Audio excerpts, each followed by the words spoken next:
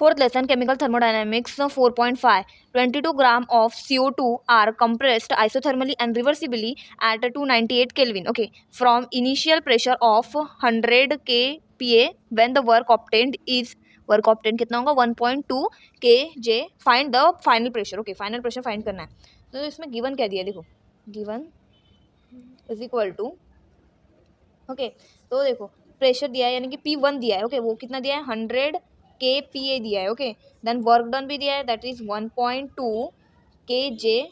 Okay इसको हम joule में करना पड़ेगा, तो क्या करना पड़ेगा, कुछ नहीं 100 से डिवाइड करो इसको चुपचाप, तो फिर 1000 से करो तो 1 2 and 3 ओके जूल हो जाएगा. उसके बाद क्या बोला, temperature is equal to 298 kelvin है. ओके और हमें नंबर ऑफ भी हमारा जो फॉर्मूला है टू फाइंड क्या करना है, हमें टू फाइंड क्या करना है, वर्क फाइंड करना है, नहीं not work, final pressure find करना है. ओके तो हमारे पास फॉर्मूला है W इज इक्वल टू क्या है -2.303 NRT log P1 upon P2. Okay तो यहाँ पे प्रेशर है ना, इसीलिए P1 अपॉन P2, वॉल्यूम रहता है तब V2 अपॉन V1 होता है. ओके तो यहाँ पे देखो हमें N की भी वैल्यू चाहिए, तो N कैसे निकालते हैं, N तो यहाँ पे गिवन नहीं है, बट यहाँ पे गिवन क्या है, पर N का फॉर्मूला होता है मास अपॉन मोलार मास. तो मास तो दिया गया है दैट इज 22 ग्राम. ओके और मोलार मास गिवन नहीं है, तो हम CO2 का ही है ना, CO2 का कैसे होगा, देखो कार्बन का कितना होता है 12 एटॉमिक मास, और ये ऑक्सीजन का 18 इंटू 2 ये प्लस, तो हो जाएगा 44. ओके तो 44 तो 0.5 मोल हमारा ये एन का वैल्यू आ गया. तो अभी हम पुट करेंगे तो W की वैल्यू क्या है 1200 इज इक्वल टू -2.303. एन की वैल्यू क्या है हमारी 0.5 इंटू 8.314, ये क्या है कांस्टेंट है, गैस कांस्टेंट की वैल्यू. टेम्परेचर कितना है 298 kelvin into log to the base 10 100 kPa upon P2. Okay P2 find करना है हमें, वैसे यहाँ पे P2 भी लिख देते हैं. ओके तो नाउ फाइंड तो हमें ये करनी है ना टर्म, तो ये क्या, ये इधर डिवाइड में भेजते हैं और ये इधर भेज, तो देयरफॉर मतलब ऐसे लिख सकते हैं कि log 10 से P2 इज इक्वल टू, ऐसे चल जाएगा ये ऐसा है, ये वैल्यू, ये इतनी वैल्यू इधर ही है, तो ये सब वैल्यू इसके डिवाइड में चले जाएंगे ना, तो ऐसा हो जाएगा माइनस, ये माइनस भी जाएंगे तो -203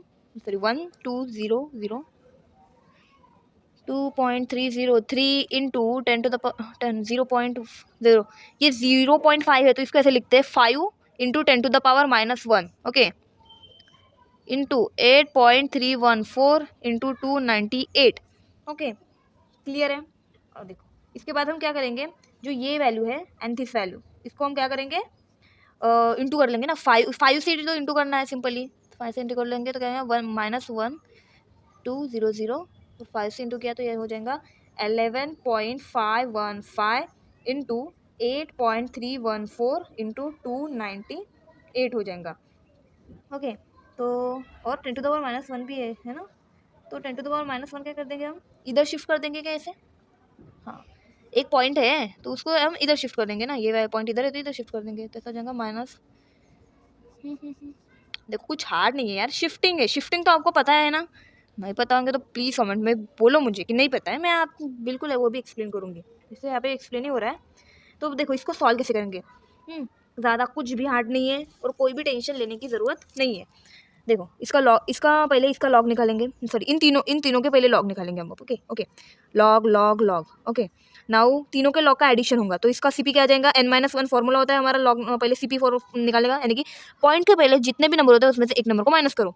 यहाँ पे भी यानी कि 1 एक ही नंबर है तो 1 - 1 दैट इज 0 पॉइंट, यहाँ पे भी पॉइंट के पहले एक ही नंबर है तो 0 पॉइंट, यहाँ पे 3 नंबर है तो 3 - 1 क्या करेंगे, तो यहाँ पे आएगा 2 पॉइंट. ओके एंड देन अपन लिख सकते हैं इस 11 का लॉग 5 में मिन डिफरेंस 1 में, तो हो जाएगा 0612, ये हो जाएगा 9192, ये हो जाएगा 4742, इन सब के लॉग. ओके इसका भी लॉग 83 की वैल्यू 1 में, मिन डिफरेंस 4 में. ओके अभी इन तीनों की क्या करेंगे हम, एडिशन करेंगे तो हो जाएगा 3.4552. ओके अभी देखो इसका लॉग हो गया.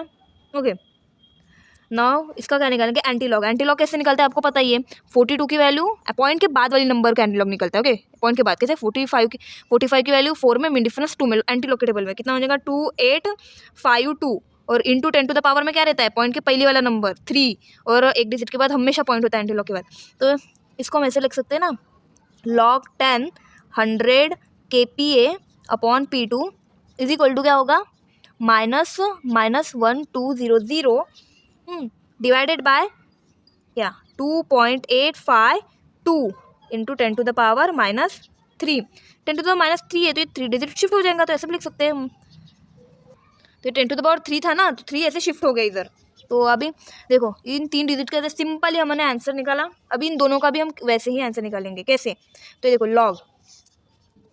लॉग ऑन लॉग, इन दोनों के लॉग, बट इन दोनों में रिलेशन क्या है, मल्टीप्लिकेशन का है क्या, नहीं, मल्टीप्लिकेशन में ऐड होता है, डिवीजन में माइनस होता है लॉग का। तो इन इसका सीपी 4 डिजिट है, पॉइंट यहाँ पे 4 डिजिट है, 4 में से बन गया 3 पॉइंट, और यहाँ पे भी 3 पॉइंट आएगा। फिर 12 की वैल्यू 0 में और 28 की वैल्यू 5 में, मीन डिफरेंस 2 में, तो आ जाएगा 0791 और आ जाएगा 4551। ओके, तो इसका आंसर ऐसे माइनस कर लेंगे हम, तो आ जाएगा 042। और देखो यहाँ पे अभी 0 है तो इसको 10 करते हैं हम, और यहाँ पे एक डिजिट इंक्रीज करते हैं। ओके, तो 10 में से 4 गए, दैट इज यहाँ पे आ जाएगा 6 एंड 0.3 -4 -1। ओके, और अभी इसका सिंपली एंटी लॉग कैसे, पॉइंट की डिजिट वाली, पॉइंट के बाद वाली डिजिट, यानी कि 62 की वैल्यू 4 में, मीन डिफरेंस 0 में, तो 4207, और एक डिजिट के बाद हमेशा पॉइंट एंटी लॉग निकल के बताओ। 10 टू द पावर में क्या, पॉइंट के पहले वाली डिजिट यानी कि -1। ओके, -1 लिखा हमने। तो now log to the 10 100 kPa upon P2 is equal to कितना हो जाएगा, हमारा आंसर कितना आया।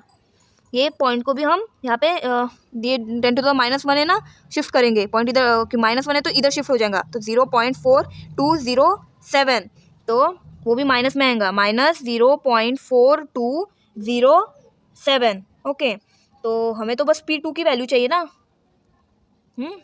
तो क्या करना पड़ेगा हमें, ये P2 को इधर शिफ्ट करना पड़ेगा और ये वैल्यू इधर को। तो कैसे, therefore P2 is equal to क्या होगा, P2 इज इक्वल टू, ये P2 इधर रहती है, इधर आएगा, तो लॉग का क्या हो जाएगा, एंटी लॉग हो जाएगा ना, एंटी लॉग का एंटी लॉग हो जाएगा, लॉग इधर शिफ्ट हो रहा है ना, तो anti log of 100 kPa upon 0.4207। Okay, तो माइनस हो गए, पर माइनस को निगलेक्ट करते हैं हम, क्योंकि एंटी लॉग हम कहाँ से निकालते हैं, पॉइंट के बाद वाली डिजिट निकालते हैं ना एंटी लॉग, तो या 42 ऐसे यूज होगा, तो माइनस का तो, और 0 का भी माइनस होता भी नहीं है।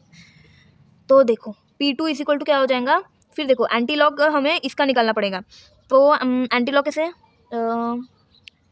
42 की वैल्यू 0 में, मीन डिफरेंस 7 में निकालना। ओके, तो ऐसा हो जाता है 100 kPa अपॉन क्या हो जाता है, 42 की वैल्यू 0 में, मीन डिफरेंस 7 में, तो 26339 होता है, तो एक डिजिट के बाद पॉइंट। ओके, तो फिर 100 है ऊपर, तो पॉइंट क्या हो जाएगा, पॉइंट 2 डिजिट शिफ्ट हो जाएगा, तो क्या हो जाएगा, therefore P2 is equal to क्या हो जाएगा, 263 पॉइंट, यहाँ पे 4 डिजिट चाहिए हमें, तो इसको 3 को क्या करना पड़ेगा, 4 करना पड़ेगा, राउंड ऑफ किया है, तो हमारी वैल्यू आ गई है फाइनल प्रेशर की, that is P2 is equal to 263.4। हमारा पूरा ऐसा ही हमारा आंसर है, यानी कि करेक्ट आंसर आया है हमारा। तो यही हम मेथड है वो फॉलो करेंगे, बराबर मेथड फॉलो किए। कोई भी डिफिकल्टीज हो तो कमेंट्स में ज़रूर पूछिए।